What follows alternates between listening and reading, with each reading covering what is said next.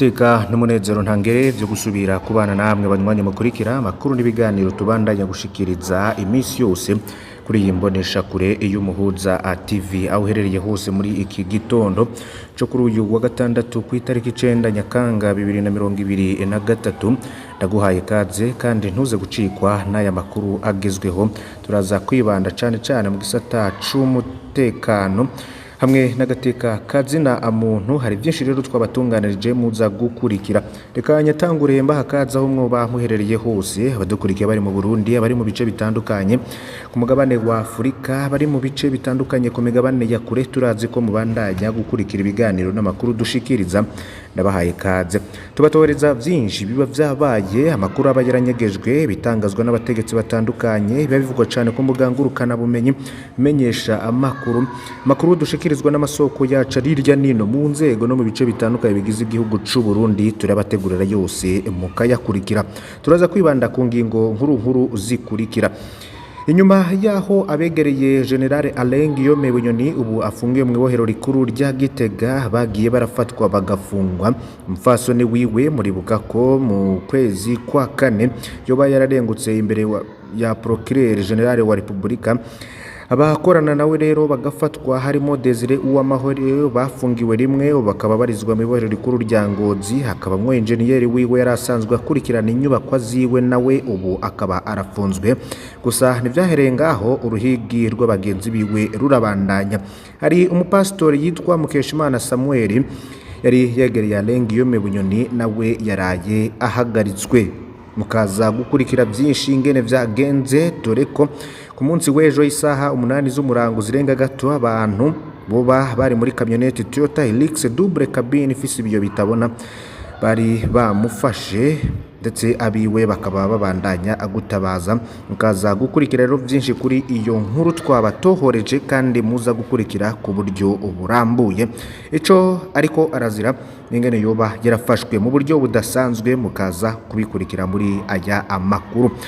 Turaza kubagezaho kandi inkuru y'uwitwa Jackson Tuyisabe. Inyuma y'imyaka yamaze atuka bahunze, ubu nawe ariko asaba ubuhungiro. Mu myaka 5 ikiringo ca Petero Nkurunziza ca gatatu, uyu muntu ntiyari asanzwe, ntiyari umutegetsi wo hejuru, amashuri yiwe ntiyari kubishoboza, ariko nawe mu bo cavunnye none barekuriwe kukivunagura. Mukaza gukurikira rero imvo zituma nawe atabaza n'ingene ariko arasaba ubuhungiro, n'imvo zose zivyinyegeje inyuma. Muyandi makuru, Olokome imenyesha leta ko yo kwitegurira ingaruka mbi zitewe n'ikena ry'amafaranga mu mabanki. Ni vyashikirijwe rero na Gabriel Rushiri yarongoye ishirahamwe Olokome ryishinze kurwanya barya ibiture n'isesagura ry'amatungo ya leta. Amenyesha ko zimwe mu ngaruka abarundi batazoba bakicizeye kubitsa amafaranga yabo mu mabanki, ndetse bikaba vyaribonekeje mu gihe amezi aheze inoti z'ibihumbi 5 ndetse n'ibihumbi 10 vyoba zarabuze zigaca zihindurwa. Muraza gukurikira kandi intahe y'umwe mu bantu batandukanye avuga ko ivyamubayeho mu ntambara vyatumye ahahamuka, ngo abaho afise umutima mubi adashobora no gushika kwikomine yiwe. Byose mukaza kubikurikira muri aya amakuru. Izo ngingo nizo turaza kwibanda ko, gusa ari n'ayandi makuru tuba twabatorukanije mu bice bitandukanye kandi mu bisata byinshi. Nkuko natanguye mbivuga, ndaguhaye ikaze kandi ntuze gucikwa. Gira ufyonde kuri subscribe canke s'abone ni butari wafyonda ko, wibuke no kubisangiza bagenzabe kugira badacikwa n'amakuru yose dushikiriza. Ndaguhaye ikaze. Muri komine Gihanga, witwa Samuel Mukeshimana ni umupastori yegereye Alain Guillaume Bunyoni yaraye ahagaritswe. Pastori Mukeshimana yamuka mu Rwanda rikamaze imyaka myinshi aba mu Burundi. Samuel akaba arongoye ishengero rya Elayoni, rimwe mu mashengero afatwa ko yari yegereye General Alain Guillaume Bunyoni. Hari bamwe banakeka ko ari ishengero rya Bunyoni, ariko abari rimwe bavuga ko atari vyo na gatoyi, bemeza gusa ko Bunyoni yakunda akurigendera. Umupastori Samuel Mukeshimana aba muri village ya gatatu Igihanga, iruhande y'amabanga yo mwishengero. Samuel Mukeshimana arakora n'ibindi bikorwa vyiwe nko gufyatura amatafari, akabikorera muri village ya gatanu Ukumpanda, aho hose ni mu ntara ya Bubanza.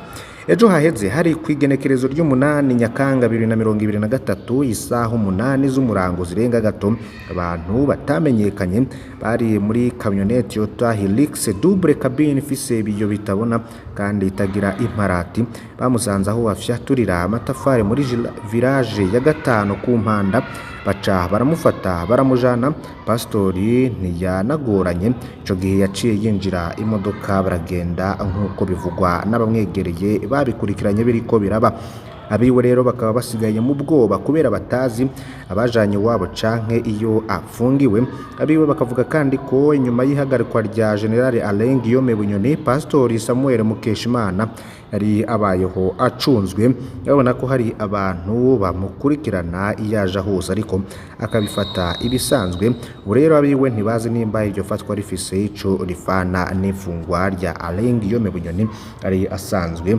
aja mu rusengero rwiwe ni nkuru rero tuza no kubandanya gukurikirana kugira ngo tumenye vyinshi byoba byinyegeje inyuma y'irifatwa rya Pastor Samuel Mukeshimana yari yegereye Alain Guillaume Bunyoni.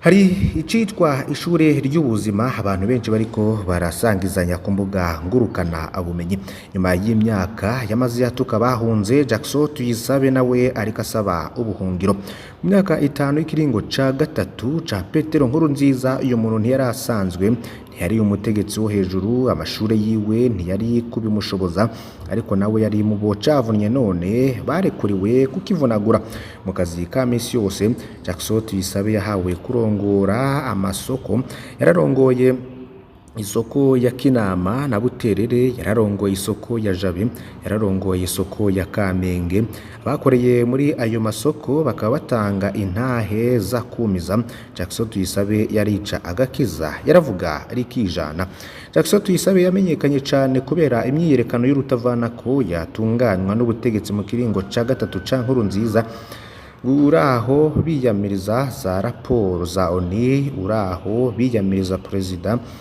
w'igihugu cy'u Rwanda uraho biyamiriza itangazo rya Kiliziya Katolika ico gihe yarahari bashima ubwicanyi bwakorwa ngo leta yarayinesheje abarwanyi naho batuka abo bita abakoroni ntibabura ivyo biyamiriza buri wa gatandatu Jackson Tuyisabe yafatiye ambere akagendana mikoro atuka abanzi b'igihugu c'u Burundi abo yita abanzi bari bene babo batotejwe n'ubutegetsi bwa Nkurunziza bagahungira mu bihugu bitandukanye byoba vyegereye u Burundi abahungerera iburaya yabita abakoroni canke abaja aba bakorone Jackson Tuyisabe ni nawe abantu benshi babonye mwireresi yoba yaragaragaye ariko yemeza ko nyene icubahiro Petero Nkurunziza mukuru w'igihugu c'u Burundi azova ku butegetsi Yezu Kristo agarutse. Isoko ya Kamenge niyo yahavuye kwegera Jackson Tuyisabe ku butegetsi bwa Ndayishimiye aho ihiriye Jackson yagirijwe ko yagize uruhara mu iturirwa ryayo yarakubiswe yarafunzwe niyorohewe narirya bamuhanura muri bamwe basigaye bitwa abo mwiragi rya Nkurunziza tubaze ko ivyo bamwagirije kwari ukuri canke iremenanya ngo nta matohoza yakozwe Jirase ndabiraba ati abari ivya leta no kubashira ku giti bagakubitwa izo munda no ku mugongo Jackson Tuyisabe ari bubone ikibica ya ntwaro yahoze aririmba kekeza abayihunze sigwe yabonye akaryango ka Serbia karuguruye maze afata ya mbere arigira amatwi dusumira ariko asaba ubuhungiro mu Budagi ni ca gihugu catera umwami mwezi gisabo maze atabarwa n'intwari bihome nuko Jackson Tuyisabe asanga ubutabazi yobukura mu bo yahoze yiyamiriza buri wa gatandatu bona ko abarundi bazi no kuryosha inkuru abagenzi be bakavuga ko yababwiye ati nzogaruka mu Burundi CNDD-FDD itagitwara nuko Jackson Tuyisabe habonye Yezu Kristo atevye kugaruka abona Nkurunziza aragiye yasamwe kwibera umuja w'abakoroni acarata igihugu c'u Burundi. Olkome imenyesha leta ko yo kwitegurira ingaruka mbi zitewe n'ikena ry'amafaranga mu mabanki. Ikibazo c'ikena ry'amafaranga mu mabanki kirajwe inshinga n'abanyagihugu muri kino gihe rishobora kugira ingaruka mbi nyinshi ku bijanye n'ubutunzi bw'u Burundi. Gabriel Rufyiri arongoye ishirahamwe Locome ryishinze kurwanya barya ibiturire n'isesagura ry'amatungo. Leta amenyesha ko zimwe muri izo ngaruka ari uko abarundi batazoba bakicizeye kubitsa amafaranga yabo mu mabanki, navyo bikazoca bikwegera izindi nkurikizi nyinshi cyane. Mu kiganiro haye abanditsi n'abamenyesha makuru kuri uyu wa gatanu, Gabriel Rufyiri yagize ati ikibazo kijanye n'ikira ry'amafaranga y'amarundi mu mabanki ni ikibazo leta idafashe ingingo maguru masha ngo igitorere umuti. Abarundi barashobora kuzohava basa n'abahunga amabanki. Ubiravye neza ubu muntu agiye gutora amafaranga cane cane nk'ibanki ya BCE Bankobu, aho twovuga ko mu ma microfinance n'amakopeke za poste usanga hoho ari nk'ibara aho usanga amafaranga by'ukuri atayariho ngo bayatore kandi barayabikije. Uragenda nko muri BCB ugasanga bakubwiye ngo baguha ibihumbi amajana 200 ugiye gutora umuliyoni canke miliyoni 2. Aca wibaza ivyo bintu ingene bizohera kandi ugaca usanga muri leta ntaco bariko barabivuga ko. Muri Locome babona ko ingaruka mbi zitewe n'iryo bora ry'amafaranga mu mabanki nuko ubuzima bw'abantu buca buhagarara. No kuvuga ko ku bwa Locome ibikorwa by'ubutunzi byose navyo bica bihagarara. Rufyiri ati nuko abantu baca bakura icizere ku mabanki bagaca bavuga bati amafaranga turonka ntituzopfa dusubiye kuyajana mu mabanki, bagaca bigira bimwe vya tesorisation. Ugasanga ivyo navyo haca haba kimwe bita circuit informel, no kuvuga amafaranga aca azaraca mu binywabi aho guca mu nzira zizwi kugira akurikiranwe. Ingaruka mbi zigaca ziba nka zirya zatumye leta ica ikura amafaranga y'ibihumbi 5 ndetse n'ibihumbi 10 kubera leta tariki yabona mu buryo bwo guhanahana amafaranga mu buryo buzwi bw'amabanki. Gabriel Rufyiri akongera agasigura ko ico kibazo c'ikena ry'amafaranga mu mabanki kiva ahanini mu ngingo zitizwe neza na leta zifatwa mu bijanye n'ubutunzi, ari naco gituma himiriza leta y'u Burundi kurondera inga mu by'ubutunzi bayifasha gutorera umuti ico kibazo ibintu bitarunyuka. Hari uwavuze ko ibyamubaye ko mu ntambara vyatumye ahamuka ngaba hafise umutima mubi ntashobore no gushika kuri komine yari atuyemwo. Muribuka hari byinshi vyagiye bivo cane mu ntara ya Ngozi ku mutumba Rwamiko muri komine Ruhororo kuyaga n'ibijanye n'ihamuka riva mu bihe vy'intambara bigatuma hibonekeza ihungabana mu mutwe. Ku wa kane igenekezo ry'indwi Nyakanga hari wabonetse avuga ku mugwa mukuru wa komine Ruhororo. Abanyamakuru b'ikinyamakuru yaga bari batunganije ikiyago hagati ya bamwe mu baserukira abanyagihugu n'abanyagihugu bwabo. Abanyagihugu rero bakaba barashikirije byinshi bigiye bitandukanye. Hari umwe yagize ati ibibazo ku Ruhororo birahari, abahamutswe barahari. Hari umuvyeyi tubana yabuze umwana wiwe mu gihe c'intambara yavuye aronka uwundi nyuma y'intambara. Umunsi umwe haraje abantu bashaka gutanga inyigisho ku bana baba ku mutumba wacu, yaranze ko bamutwara.